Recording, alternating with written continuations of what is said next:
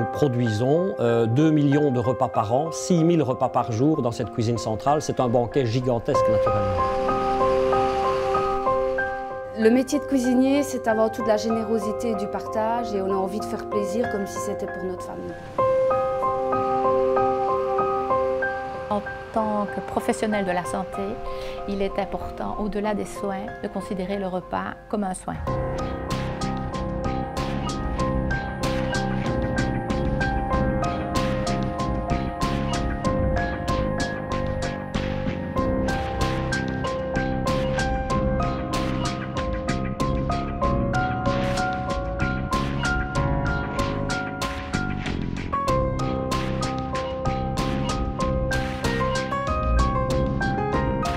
Notre cuisine centrale fonctionne suivant les normes de la liaison froide. C'est une cuisson traditionnelle, mais tous les mets, tous les aliments sont refroidis très rapidement après cuisson et stockés dans un frigo. Et par la suite, alors on les portionne et ils sont remis à température au dernier moment, juste avant la consommation.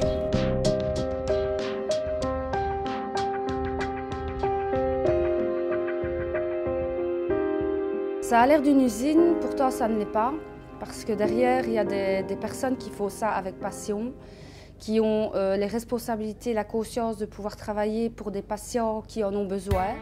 Pour nous, c'est très important la qualité des produits, la qualité de ce que nous servons. Un repas qui ait du goût, un repas qui leur semble comme à la maison.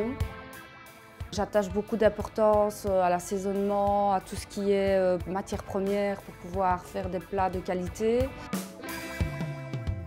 Le cœur de la liaison froide, c'est les cellules de refroidissement rapide. Le principe consiste à les refroidir très rapidement et c'est décrit au niveau de la législation. On doit refroidir les aliments de 65 degrés à 10 degrés à cœur en moins de 2 heures. Très important pour stabiliser toutes les bactéries.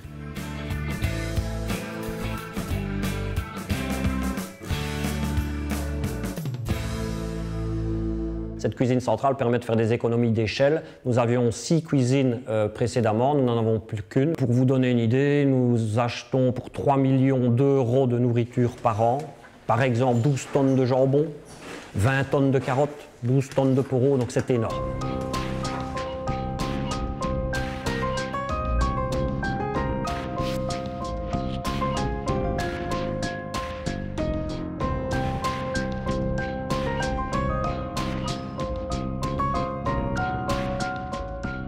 Lorsque nous avons terminé de cuisiner, nous organisons tous les jours pour chaque repas des comités de dégustation regroupant des diététiciennes, des cuisiniers, le chef de cuisine.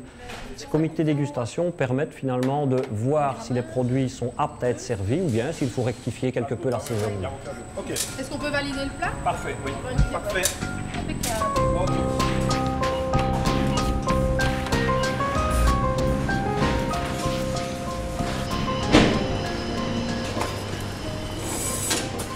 Le travail à la chaîne de portionnement, donc l'élaboration des plateaux, des dîners, est vraiment un travail très difficile. Nous élaborons 400 plateaux heure, il y a une dizaine de personnes qui travaillent en permanence. Ils ont des outils, des pinces à glace, donc vraiment des outils de portionnement pour essayer de faire des belles assiettes, mais également de respecter les grammages. C'est très difficile, étant donné que nous avons 99 régimes et donc 99 possibilités différentes de portionner ces assiettes. Nous allons rentrer les plateaux froids dans des navettes. Ces navettes seront mises dans les camions et ces camions iront donc dans les cliniques, montés dans l'unité de soins.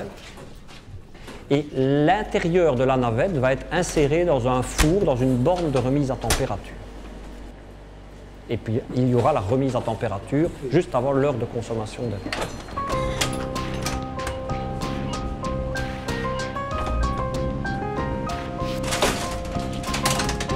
On se rend compte, et ce depuis quelques années, que l'alimentation joue un rôle énorme dans la guérison du patient. Et que si on peut donner le bon régime justement au bon patient, ça nous permet de pouvoir réduire sa durée de séjour, améliorer sa guérison. Et donc on travaille constamment là-dessus. C'est bon, on peut le monter au service. Notre but, c'est que le patient soit heureux.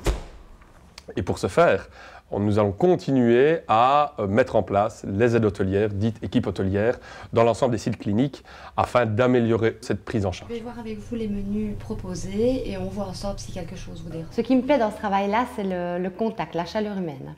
On donne beaucoup, on est fort à l'écoute, mais on reçoit énormément. Mon rôle consiste à apporter une notion de plaisir à la patientèle lors de son hospitalisation. Alors pour ça, il y a avec un outil informatique aller au chevet du patient, lui proposer les menus qui lui sont attribués durant tout son séjour, de voir avec lui si ça lui convient. Il faut respecter son régime alimentaire, garder à l'esprit qu'il est peut-être d'une culture différente et respecter ses choix.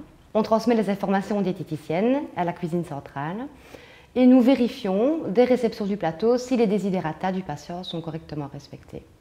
La diététique a bien changé, hein. C'est une diététique qui est beaucoup plus axée et centrée sur le patient, plus proche du patient.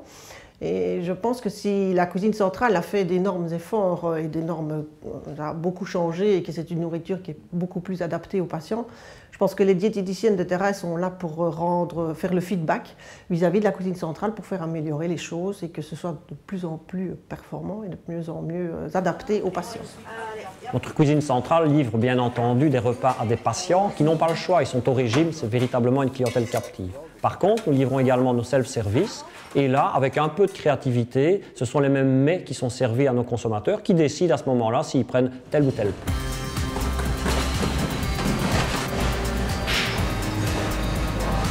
Nous livrons du propre et nous reprenons du sale. Nous consommons beaucoup moins de produits lessiviels que lorsque nous avions 6 lave-vaisselle dans nos cliniques. Nous avons également un broyeur qui permet de broyer notre plastique, qui est du polypropylène.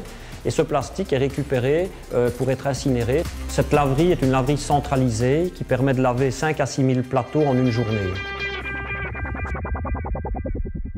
On va manger un petit peu.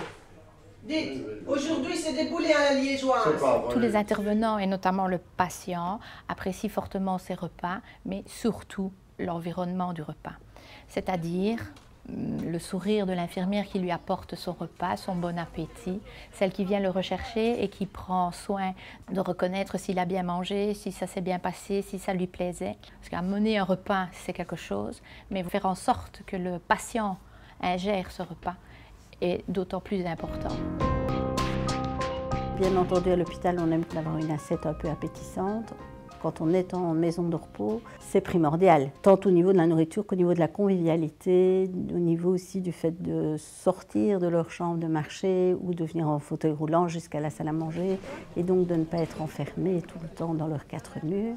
Donc au-delà des fêtes traditionnelles, nous faisons aussi plusieurs fois par an des menus à thème. Le menu belge où par exemple le plat principal est le moule frite. Nous ne nous contentons pas de servir la moule frite, on fait toute une animation toute la journée, la décoration, le personnel est habillé différemment, etc. Ça nous permet vraiment de mettre aussi toute une dynamique d'animation dans la maison. Je pense que c'est important aussi. De la cuisinière à l'aide hôtelière, c'est véritablement plusieurs métiers qui font leur maximum pour servir des repas de bonne qualité aux patients, aux résidents, aux accompagnants, aux clients des self-service.